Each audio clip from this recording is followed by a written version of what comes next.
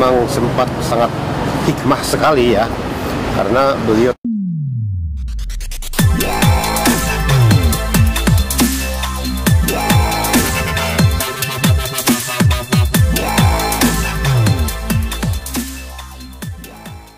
Oke Bang, boleh diceritain Bang tadi agenda hari ini apa Bang?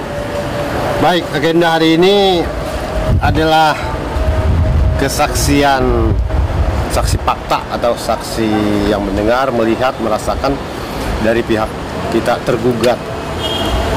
Dalam hal ini kebetulan beliau hadir, namanya Pak Dharma Oratmangun, yang saat itu pada kejadian penutupan dan tindakan-tindakan arogansi yang dilakukan oleh sekelompok oknum dari pengelola gedung PGE dan kuasa hukumnya berikut yang mengatasnamakan dirinya Provos dari Angkatan Laut, ya beliau ada saat itu. Pada saat itu beliau sedang melaksanakan hobinya bernyanyi. Tiba-tiba lampu dimatikan, pintu digembok, dirantai, sehingga terjadi kegaduhan dan ada beberapa intimidasi yang dilakukan oleh pihak-pihak yang datang. Itu tepatnya pada tanggal terakhir 14 November 2021 waktu itu. Jadi sampai sekarang listrik ke restoran diputus, tidak dialirkan, padahal itu kewenangan daripada pemerintah. Lagian aneh, listrik itu diputus apabila pelanggan tidak membayar tagihan. Tidak membayar tagihan. Ini tidak, listrik mah kita bayar terus gitu kan. Tagihan dibayar, tidak ada tunggakan. Cuman arogansi mereka putus, tapi yang melakukan bukan pemerintah, bukan PLN, pengelola gedung itu sama propos itu. Itulah kira-kira. Dan pada saat ini untuk lebih jelasnya apa yang dirasakan oleh salah satu saksi kita dan pengunjung kita sebagai warga negara yang baik, ya silahkan ditanyakan apa yang dirasakan dan apa yang dilihat ada nih Pak Dharma. Boleh dijelaskan Pak Dharma waktu itu kejadiannya seperti apa Pak? Iya, jadi saya Dharma Oratmangun senang berkunjung ke restoran Golden Leaf karena di situ makanannya enak, fasilitas karaoke-nya dan menyanyi live musiknya bagus, memadai, sehingga kami sering berkunjung ke sana. Itu yang pertama. Yang kedua, terkait dengan kejadian yang hari ini dia dimasukkan dalam gugatan di sini, di pengadilan sini, saya melihat ketika tadi ditanyakan oleh majelis hakim, saya menyampaikan apa yang saya lihat, saya dengar, dan saya rasakan sebagai sebuah testimonial dengan tidak mengada-ada, karena diangkat sumpah. Oleh karena itu saya menyampaikan apa adanya secara objektif. Yang terjadi adalah terjadi kegamangan dari pengunjung karena terjadi keriuhan, terjadi ketidaknyamanan yang diakibatkan oleh tindakan pengacara dan tim dari pengelola gedung pada saat itu. Akhirnya kami tahu itu pengelola gedung yang justru tidak memberikan kenyamanan karena menghardik dengan suara yang keras, membentak dengan suara yang menggelegar, bahkan menggembok pintu masuk dan keluar, sehingga para pengunjung jadi hingar-bingar dan hiruk-pikuk di situ. Nah, ini tidak boleh terjadi dan tidak boleh ditolerir keadaan-keadaan seperti ini, karena fasilitas yang disewakan untuk dijadikan tempat usaha khusus untuk jasa kuliner, jasa terhadap hiburan, tidak boleh terjadi kondisi-kondisi tersebut. Yang sangat disesalkan, kondisi tersebut terjadi dari pihak pengelola gedung. Dan gedung tersebut sepengetahuan kami ada di area gedung milik Induk Koperasi AL ya, Inkopal, dan itu aset-aset milik negara itu ya, tidak boleh terjadi kondisi tersebut gitu. Nah, itu hal-hal yang digali oleh penasihat hukum maupun digali oleh majelis hakim secara objektif dan proporsional. Apakah pihak pengelola sebelumnya tidak tahu atau tidak tahu Pak, itu ada pengunjung di tempat pengunjung? Oh, mereka lihat ada pengunjung yang banyak begitu. Harusnya kan mereka berbicara dengan tim penasihat hukum dari pengelola ataukah dari pengelola untuk bicara secara santun di ruang yang tertutup. Ini malah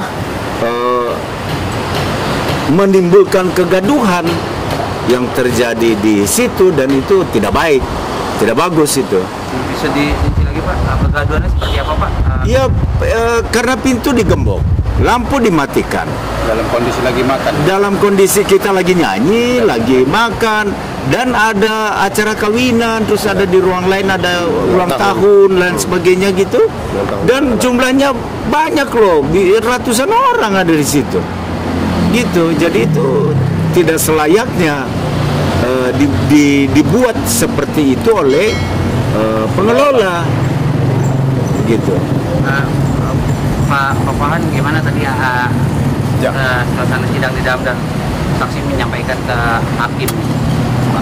Baik, suasana sidang tadi memang sempat sangat hikmah sekali ya, karena beliau tadi saksi yang disebutkan tadi Pak Dharma ini ternyata dia punya visi itu yang bagaimana sebenarnya orang berusaha di sebuah negara hukum yang tentu meminta dan menghendaki bertindaklah dengan hukum. Apalagi yang tadi kasus ini kan terjadi sangat-sangat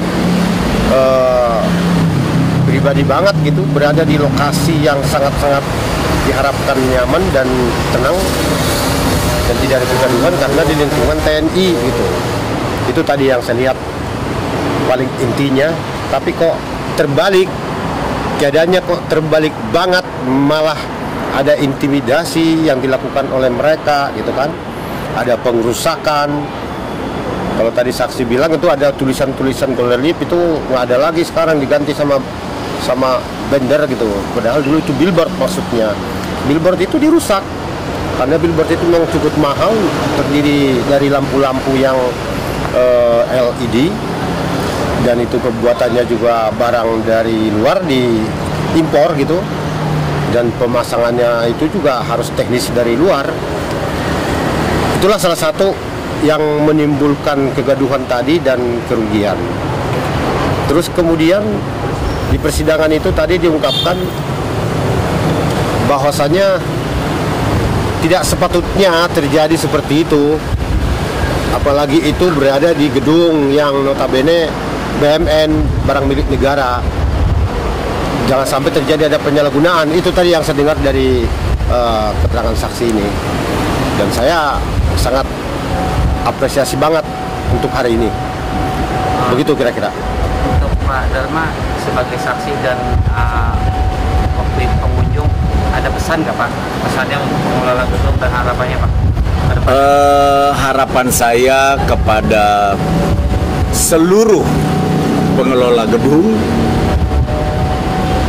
baik mall dan lain sebagainya, agar memperhatikan dengan sungguh-sungguh kenyamanan jasa yang diperjanjikan dengan penyewa, untuk itu dijaga.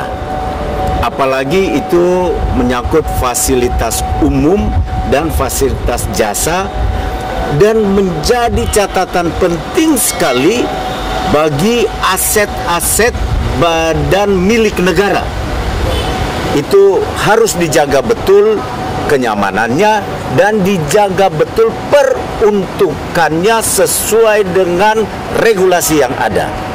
Ini penting sekali karena menyangkut aset-aset negara.